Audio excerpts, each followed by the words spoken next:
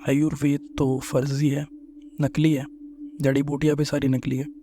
ऐसा थोड़ी होता है कि सब ठीक हो जाता है सिर्फ जड़ी बूटी से।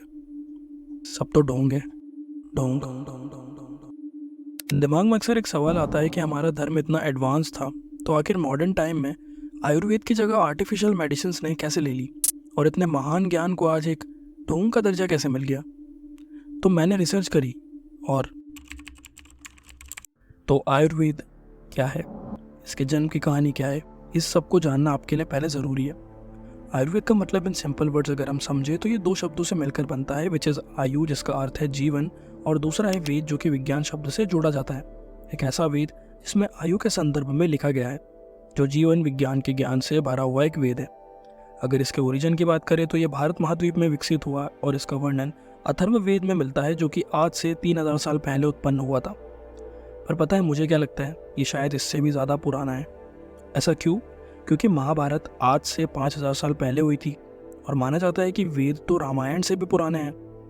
तो आप समझ गए होंगे, आयुर्वेद की रचना ब्रह्मदेव द्वारा करी गई थी और उन्होंने ही सप्तऋषियों को इसका ज्ञान दिया और वहाँ से मनुष्य तक ये ज्ञान को पहुँचाया।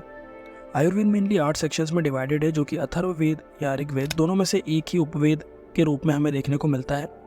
आयुर्वेद के संदर्भ में ही लिखी किताबों में से एक है चरक संहिता, जो हमें पढ़ने को मिलती है। ऋषि अत्रेय द्वारा इसे बोला गया था, अग्निवेशा द्वारा इसे सुलझाया गया और चरक द्वारा इसे लिखा गया था।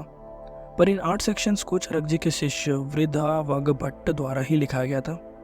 सबसे पहला है काया चिकित्सा, जो कि शरीर के अंदर के अंग के उपचार के लिए है। दूसरा है बाल चिकित्सा, जो कि बच्चों के उपचार की विधि के लिए है। तीसरा है गृह चिकित्सा, जो कि मेंटल हेल्थ का उपचार करती है। चौथा आता है सालाक्य तंत्र, जो कि उपचार करते हैं सर, गर्दन, आँख, कान, नाक, और ज़रूरत पड़ने पर इस विधि में सर्जरी भी करने का ज्ञान दिया गया है। फिर आता है शाल्य तंत्र, जो कि प्योर सर्जरी उपचार की विधि बनाता है। 6वें नंबर पर आता है अगाधा तंत्र, जो कि रसायन से होने वाले उपचार का ज्ञान देती है। 7वें नंबर पर है जारा चिकित्सा, जो कि वृद्ध लोगों के उपचार की विधि है। और सबसे अंत में आता है वाजीकरण चिकित्सा, जो कि एक मनुष्य के शारीरिक और यौन क्रिया के संदर्भ में जानकारी रखता है। आयुर्वेद की ग्रेटनेस यहाँ खत्म नहीं होती। चरक संहिता के चैप्टर 5, 6, 25, 26, 27 इंसान के स्वाद के ऊपर लिखे गए हैं, जिन्हें आरा तत्व कहा गया है, जिसके अकॉर्डिंग इंसान के 6 स्वाद और 3 दोष वात, पित्त, कफह है, जिनकी जानकारी हमें मिलती है। इन चैप्टर्स में ये लिखा है कि खाना शरीर को गर्मी और पोषक तत्व प्रदान करता है, और ये भी लिखा है कि पोषक खाना शरीर को बीमारियों और सर्जरी से बचाता है। इसके अलावा अनगिनत पौधे और फल आयुर्वेद के अंदर आते हैं, जिनसे उपचार करा जाता है, क्योंकि आयुर्वेद के 90% उपचार पौधों से निकले तत्व से ही होते हैं।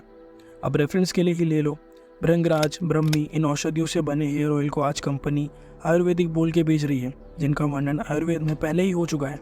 मैं सबसे शॉक तब रह गया जब मैंने पढ़ा कि 1000 से लेकर 1200 AD के बीच अविशना और राजेस नाम के 2 अरेबिक ट्रैवलर ने आयुर्वेद के कई सारे हिस्से अरबी में ट्रांसलेट करे। Shocking right? वेल, चरक जी के अनुसार आयुर्वेद में मेन गणा सिस्टम चलता है। इसे ध्यान से समझना।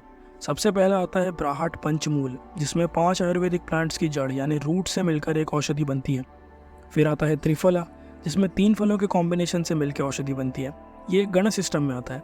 तो ये सब कहीं ना कहीं आयुर्वेद की ग्रेटनेस को प्रूफ तो करते हैं। आज के समय मॉडर्न डे इंडिया और नेपाल के 80% से ज़्यादा लोग आयुर्वेद का उपयोग करते हैं। यहाँ तक कि आज के समय BAMS bachelor of Ayurvedic medicine and surgery के नाम से एक डिग्री भी इंडिया में मौजूद है। और आपको सुन के शॉकिंग लगेगा कि इस डिग्री को करने वाले इंसान की वैल्यू एक डॉक्टर की तुलना में ज़्यादा घटी नहीं है, बट उल्टा बढ़ी है। जहाँ MBBS करने वाले डॉक्टर बन के हॉस्पिटल्स में प्रैक्टिस कर सकते हैं, वहीं दूसरी तरफ BAMS करने वाले आयुर्वेदिक क्लिनिक में वेलनेस सेंटर्स में प्रैक्टिस करते हैं। तो आखिर फिर भी आयुर्वेद आज के मॉडर्न मेडिकल साइंस से पीछे क्यों रह गया, और आज भी लोग बड़ी ट्रीटमेंट्स के लिए आयुर्वेद को क्यों नहीं चुनते? ऐसा क्यों है कि आज इस आयुर्वेद पर लोग सवाल खड़े कर रहे हैं और इसे हमारे ही लोगों द्वारा अपनाया नहीं जा रहा, पर वही अमेरिका जैसे देशों में इसका चलन बढ़ता दिख रहा है। How Ayurveda went from blessing to a myth.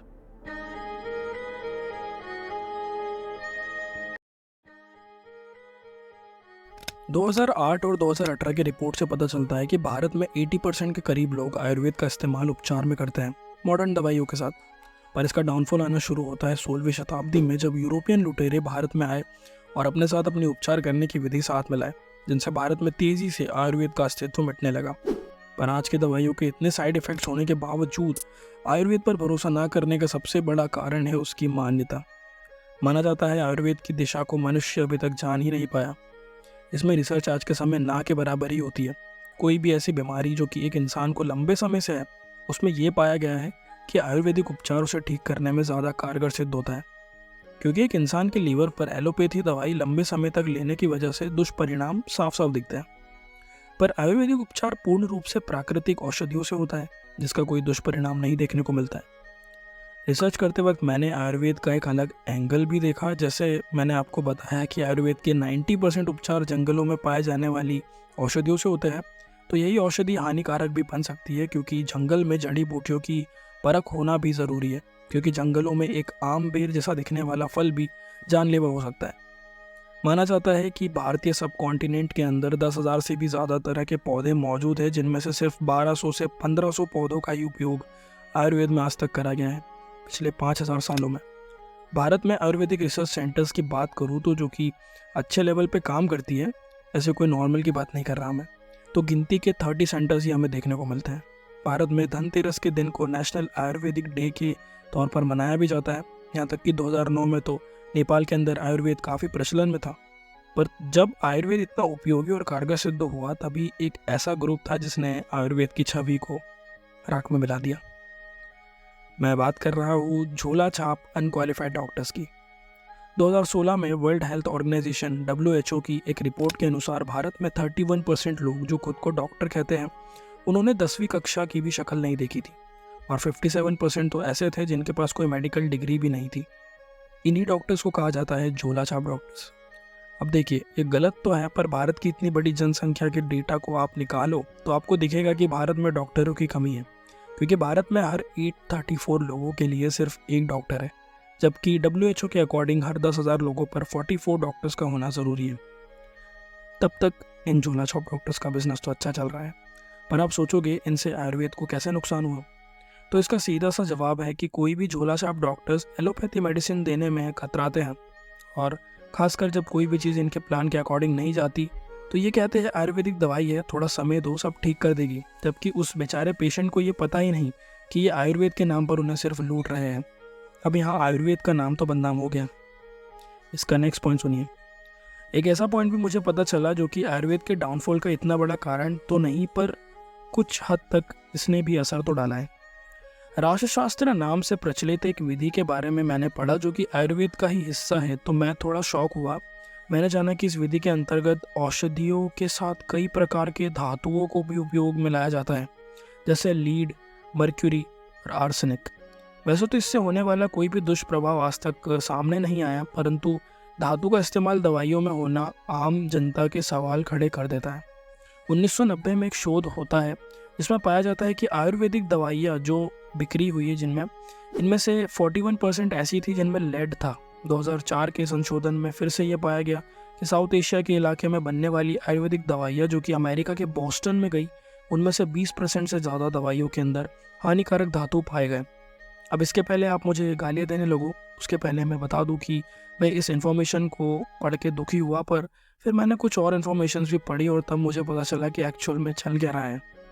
मुझे इसके बाद एक ज्ञान भी प्राप्त होता है कि राष्ट्रशास्त्र के अंदर धातु को एक विधि जिसका नाम है समकारास, आप इसका दूसरा नाम भी सर्च कर सकते हैं, मुझे मिला नहीं, बट आई थॉट इसका दूसरा नाम भी अवेलेबल है। इसके द्वारा इसे प्योरीफाई यानी शुद्ध बनाया जाता था, जो कि प्रेजेंट डे में नहीं हो रहा है। और सिर्फ यही नहीं, उस वक्त की टेक्निक्स और मंत्रों से भी इसे पहले शुद्ध किया जाता था और उसके बाद ही इन्हें किसी भी औषधि के अंदर इस्तेमाल किया जाता था। आयुर्वेद के ख़त्म होने का अगला कारण बने इस्लामिक लुटेरे, जिन्होंने हमारे ज्ञान के भंडार नालंदा में रखी सारी पुस्तकों को जला के राख बना दिया, जिसमें ना जाने आयुर्वेद की अनगिनत चीज़ें लिखी होगी जो शायद आज हमें कैंसर या रेबीज जैसी बीमारियों से भी निजात दिला पाती। तो आज आपको पता चला कैसे आयुर्वेद की धीमी पर एक दर्दनाक मौत होती जा रही है। इस वीडियो को यहीं पर अंत करना चाहूँगा, ज़्यादा लंबी नहीं बनाऊँगा इस वीडियो को।